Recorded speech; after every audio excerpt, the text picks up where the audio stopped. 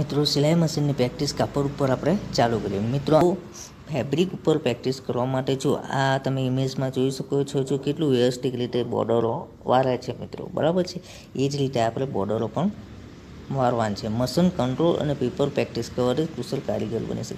મિત્રો તમને ખબર છે ને કે કોઈ પણ વસ્તુનું આપણે જ્યાં સુધી નાની વસ્તુમાં આપણે સિલાઈ ન મારીએ કે જ્યાં સુધી આપણે બરાબર વ્યવસ્થિત કામ ન કરીએ ત્યાં સુધી આપણને બહુ ખ્યાલ નહીં આવે કે આપણને પરફેક્ટ સિલાઈ મારતા આવડી ગયું કે નથી આવડ્યું, બરાબર છે. એ જ રીતે પ્રથમ પગથિયું છે. એ રીતના આપણે ધીરે આપણે કાપડ ઉપર પ્રેક્ટિસ કરતા રહેવું પડે ને જેમ આપણે વધારે પ્રેક્ટિસ કરીએ તેમ આપણું ફિનિશિંગ સારું આવે છે મિત્રો. એ જ રીતના કંટ્રોલ કરતાં પણ ઘણું વ્યવસ્થિત રીતે થઈ શકે છે મિત્રો, બરાબર છે મિત્રો. કોઈ પણ દિવસે આપણે પ્રેક્ટિસ એટલી સરળતાથી અને સીધી રીતે કરવી જોઈએ કે જે આપણે વ્યવસ્થિત રાખી શકે છે મિત્રો, બરાબર છે મિત્રો.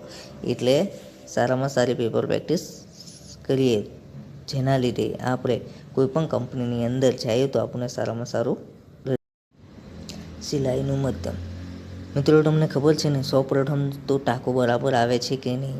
કોઈ પણ મશીન પર આપણે ચાલુ કરીએ તો આપણે પહેલું કાપડ ઉપર સિલાઈ ચેક કરવામાં આવે છે કે સિલાઈને આપણે બે બાજુ જોવું પડે. એક બાજુ બ્લેક ધાગો નાખીએ અને એક બાજુ સફેદ ધાગો નાખીએ. જો આપણને બે બાજુ સિલાઈ સમતલ લાગે તો આપણે જાણીએ કે આપણી લૂક બરાબર આવે છે મિત્રો. એ હિસાબે ક્યારેક તમે બોબિન કેસમાં પણ બરાબર દોરો નહીં રાખેલો હોય તો પણ એવું થઈ શકે છે કે જેનાથી આપણે ઉપર નીચે ધાગો પેલું થઈ જાય છે કે જેનાથી આતરી આવે છે, એટલે તેવી સિલાઈ એકદમ ખરાબ કહેવામાં આવે છે મિત્રો. એ જ રીતના આપણે કાપડ પ્રમાણે પણ અલગ દોરા નાખવું પડે છે. જેમ કે એ ડેનિમ જેવું કાપડ હોય તો તે હિસાબે દોરો વાપરવું જોઈએ, પતલું કાપડ હોય તો તે હિસાબે રાખવું જોઈએ અને મીડિયમ કાપડ હોય તો તે રીતના રાખવું જોઈએ. એ જ રીતના મિત્રો અલગ કાપડ પ્રમાણે અલગ દોરાની સાઇઝ પણ રાખવી જોઈએ છે. તેના હિસાબે આપણે યોગ્ય ધાગો કહી શકીએ છીએ અને તેને આપણે મધ્યમ સિલાઈ પણ કહી શકીએ છીએ. જો મધ્યમ સિલાઈ હશે તો સારામાં સારું ફિનિશિંગ પણ આપે છે મિત્રો અને સારામાં સારી ક્વોલિટી પણ આપે છે મિત્રો. એટલે ખાસ કરીને બહુ વધારે પૂરતું ધ્યાન રાખવું પડે છે કે જેના હિસાબથી આપણો એક પીસ રિજેક્ટ પણ થઈ શકે અને એક પીસ પાસ પણ થઈ શકે છે. જેના લીધે આપણે વારંવાર સિલાઈ ઉખડી પણ જતી નથી. કારણ કે વ્યવસ્થિત સિલાઈ હશે તો વાંધો નહીં આવશે, પણ જો વ્યવસ્થિત સિલાઈ નહીં હશે તો એક સિલાઈ ઉખેડવાથી પૂરેપૂરી સિલાઈ નીકળી પણ જાય છે મિત્રો. બેક ટેકની પ્રેક્ટિસ મિત્રો તમને ખબર છે ને કે જો ઇમેજમાં તમે જોઈ શકો છો યા તો પછી એમ પણ તમને ખ્યાલ આવી જ જાય છે કે આપણે ગમે ત્યારે પણ સિલાઈ કામ શરૂ કરીએ તો સ્ટાર્ટિંગ ને એન્ડિંગમાં ફરજિયાત આપણે બેકટેક મારવું જરૂરી છે.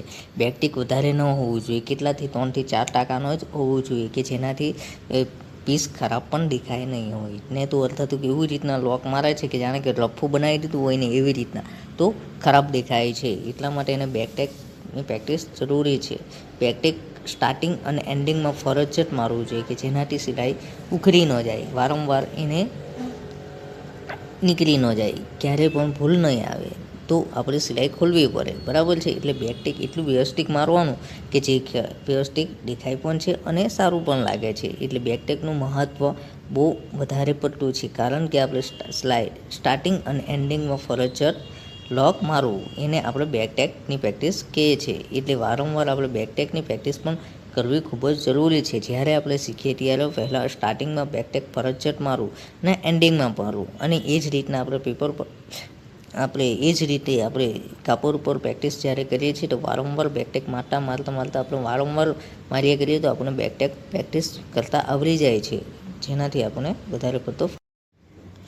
જો મિત્રો ફેબ્રિક પ્રેક્ટિસ જેમ પહેલાં આપણે પેપર પર પ્રેક્ટિસ કરી, કર્વ લાઇન કરી, એંગલ લાઇન કરી, થ્રો શેપ કરી, એ જ રીતના આપણે પછી માજરપટના કાપડ ઉપર પણ આપણે પ્રેક્ટિસ કરવામાં આવે છે. જેમ કે બ્રેક લાઇન છે, કર્વ લાઇન છે, એ રીતના અલગ આપણે કાપડ પર પ્રેક્ટિસ કરીએ તો આપણે વધારે પડતા આપણને આત્મવિશ્વાસ થાય છે અને આપણે સારી રીતે કામ કરી શકીએ છીએ. એટલે બેકટેક પ્રેક્ટિસ ખૂબ જ જરૂરી છે મિત્રો. એટલે સારામાં સારું પ્રેક્ટિસ કરીએ તો આપણને વધારે ફાયદો છે. જો મિત્રો આમાં તમને બતાવવામાં આવ્યું છે કે આપણે પહેલાં આ રીતના પ્રેક્ટિસ કરી, બરાબર છે. પછી એ જ પ્રેક્ટિસ આપણે કાપડ ઉપર કરવાનું, કે જેમાં માજરપાટ કાપડ હોય, ધારો કે માજરપાટ કાપડ આપણી પર ન હોય તો આપણે કોઈ પણ કાપડ ઉપર લીટી દોરી દેવાની અને પછી વારંવાર એને પ્રેક્ટિસ કરવાથી એટલે આપણને ખબર પડે કે કઈ રીતના ટર્ન મારવાનો, કઈ રીતના વળાંક મારવાનો અને કઈ રીતના બેકટેક લેવાના. એટલે આની અંદર પણ આપણે બેકટેક લેવું ફરજિયાત રાખવાનું, કે સ્ટાર્ટિંગ અને એન્ડિંગમાં ફરજિયાત આપણે બેકટેક મારીએ છીએ તો આપણને કામમાં ફિનિશિંગ પણ સારું આવે છે અને સારામાં સારું ફિનિશિંગ દેખાય છે. એટલે આ રીતના આપણે પ્રેક્ટિસ કરીશું તો આપણને આત્મવિશ્વાસ વધી જાય છે કે આપણે સારામાં સારું કામ પણ કરી શકું અને આપી પણ શકું સામે છે. બરાબર છે મિત્રો.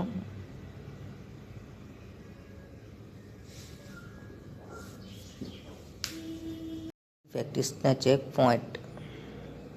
મિત્રો તમને ખબર છે ને કે આપણે જ્યારે પણ પ્રેક્ટિસ કરીએ છીએ તો આપણે પોઈન્ટ જોવું બહુ ધ્યાનથી જોવું પડે છે. જેમ કે સ્ટાર્ટિંગ અને એન્ડિંગના પોઈન્ટ ફરજિયાત એક સરખા આવવું જોઈએ.